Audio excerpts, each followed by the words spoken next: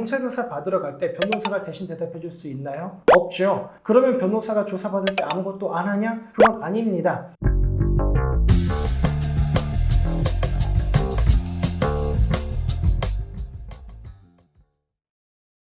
네, 오늘은 경찰 조사 때 변호사가 하는 일에 대해서 알아보도록 하겠습니다. 경찰 조사 받으러 가실 때 변호사랑 같이 가기를 희망하는 분들이 많이 있으세요. 변호사가 대신 대답해주지 않을까? 이렇게 생각하시는 분들이 많이 있으신데, 사실 경찰 조사 때 직접 답변하는 사람은 사건의 당사자이고 변호사가 직접 답변하는 경우는 없습니다. 그럼에도 불구하고 경찰 조사는 변호사랑 같이 가시는 게 좋은데요. 경찰 조사 전에요, 변호사가 코칭을 해줄 수 있습니다. 저도 의뢰인들이랑 같이 경찰 조사 가본 경험이 정말 많은데, 진술인은 경찰 조사가 대부분 처음이잖아요. 그래서 긴장을 많이 해요. 그래서 내가 해야 될 말이 뭔지 하지 말아야 될 말이 뭔지 구분하지 못하는데요. 이거를 구분해서 알려주는 게 바로 변호사가 할 일입니다. 경찰 조사 받으러 가시면 이런 질문들을 할 겁니다. 이런 질문에 대해서는 이렇게 답변하시고, 강조해서 대답하시고, 이런 부분은 답변하지 마시고, 이거는 뭉뚱그려서 답변하시고, 이런 코칭들을 해줄 수 있죠. 진술의 의미를 명확하게 정정해주고 전달해줄 수 있습니다.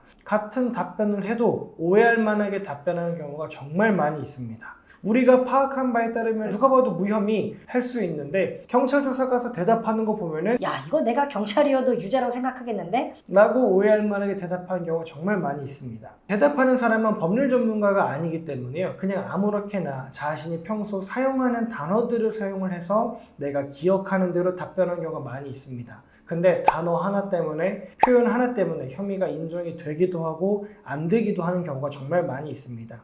이때 변호사가 같이 있으면은 의뢰인이 한 말 중에 오해 소지가 있는 부분을 바로 잡아줄 수 있고요. 의뢰인이 한 말의 진정한 의미가 무엇인지 오해 없이 수사관에게 전달할 수가 있습니다. 특히 이 부분이 정말 변호사로서 중요한 업무인데, 변호사가 너무 많이 끼어들면은 변호사님, 이거 지금 저희가 질문하는 거고 진술인이 직접 답변하는 거기 때문에 끼어드시면 안 됩니다. 라고 제지하는 경우가 많은데요. 처음에 들어가면 약간 이제 변호사가 탐색전을 벌이죠. 변호사가 많이 개입해도 된다 라고 보이는 수사관이라고 한다면 적극적으로 개입해서 답변 하나하나마다 정리해주는 경우가 많이 있습니다. 수사관과 탐색전 같은 거 벌이면서 어느 정도 개입해도 되겠다, 탐색하고 파악하고 개입해서 정정하는 거, 이게 바로 실제 변호사 선임한 이유라고 할 수 있겠죠. 마지막으로 의뢰인의 답변이 제대로 기재되어 있는지 조서를 확인해 주는 것도 변호사의 정말 큰 역할 중에 하나입니다. 그 악마의 편집이라고 들어보셨지요? 예능 프로그램에 나왔던 건데, 똑같은 내용인데 중간 자르고 앞에 뒤에 순서 바꾸니까 오히려 그 사람이 손해를 입은 사람이었는데 가해자가 되고 정말 나쁘게 만든 악마의 편집이 있었죠. 진술도 마찬가지입니다. 내가 한 말을 전부 다 그대로 쭉 써주는 게 아니거든요. 내가 한 답변을 정리해서 조서에 기재하는데, 어떤 수사관은 의도적으로, 또 어떤 수사관은 실수를 해가지고 어떤 부분은 잘라내고 어떤 부분은 순서를 바꾸고 이렇게 해서 정리를 하다 보면은 없던 혐의도 자백하는 것처럼 사실 진술을 만들어낼 수가 있습니다. 또 잘 기억나지 않는 건데 정말 잘 기억해서 답변하는 것처럼 만들어낼 수가 있거든요. 대답을 잘 하는 것도 중요하지만 내가 대답한 게 잘 작성되었나 확인하는 게 정말 중요합니다. 변호사가 아닌 사람들은 알아서 수사관님들이 잘 적어주셨겠지? 생각하는 경우가 많이 있고, 나는 A라고 대답을 했는데 A 다시라고 비슷하게 기재가 되어 있으면 뭐 큰 차이 없으니까 하고 넘어오는 경우가 많은데, 변호사들은 이 큰 차이 없어 보이는 게 법적으로는 얼마나 크게 다른지 알고 있기 때문에 그걸 정정하고 바로 잡아줄 수 있습니다.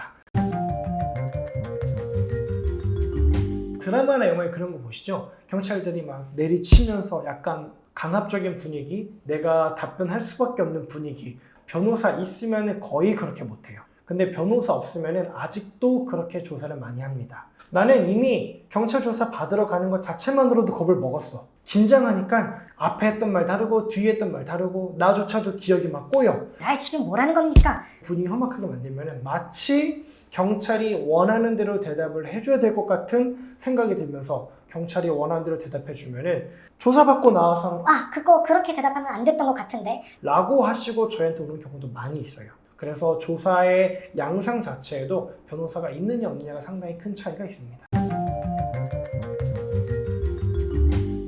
엄청 많죠. 경찰 조사 단계에서 사실관계는 확정이 돼요. 그리고 검찰 단계부터는 법리 싸움을 시작하는 거거든요. 법리라는 게 사실관계가 정해져 있고 그거 위에서 싸우는 건데 사실관계 자체를 우리가 어떻게 확정해 나가느냐, 사실 여기부터 싸움이 시작되는 거거든요. 삿발을 어떻게 잡느냐에서부터 내가 이거 유리하다 불리하다 결정되는 거잖아요. 검찰 단계에서부터는요, 내가 실제 일어나서 삿발 잡고 흔드는 거예요. 근데 경찰 단계가 삿발 싸움이거든요. 사실관계를 어떻게 정리해 놓는가, 여기부터가 핵심이기 때문에 이것만 사실 잘 정리돼도 사건은 훨씬 금방 쉽게 종결 낼 수 있습니다.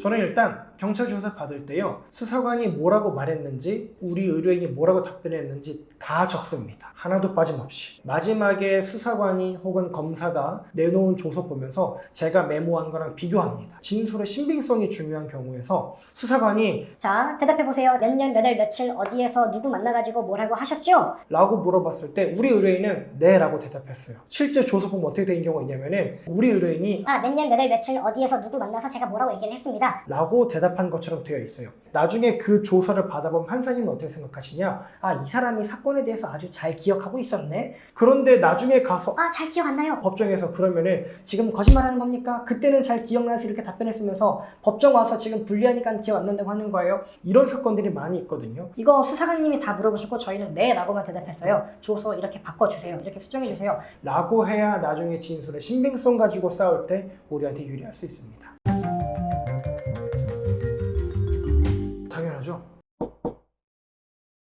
경찰 조사 받으러 갈 때 변호사가 대신 대답해 줄 수 있나요? 없죠. 그러면 변호사가 조사 받을 때 아무것도 안 하냐? 그건 아닙니다. 경찰 조사 전에 어떻게 질문이 들어올 거니까 그거에 대해서 이렇게 답변하셔야 됩니다 라고 조언해 주는 변호사. 경찰 조사 중에는 경찰관의 질문과 의뢰인의 답변을 정리하면서 경청하고 오해의 소지가 있는 건 바로 잡아주는 변호사. 경찰 조사 후에는 의뢰인의 진술이 서류에 잘 기재되었는지, 악마의 편집은 없는지 꼼꼼히 검토하는 변호사가 좋은 변호사라고 할 수 있습니다. 여러분 모두 이런 변호사 선임하셔가지고 억울한 피해를 당한 일이 없도록 하시면 좋을 것 같습니다. 감사합니다.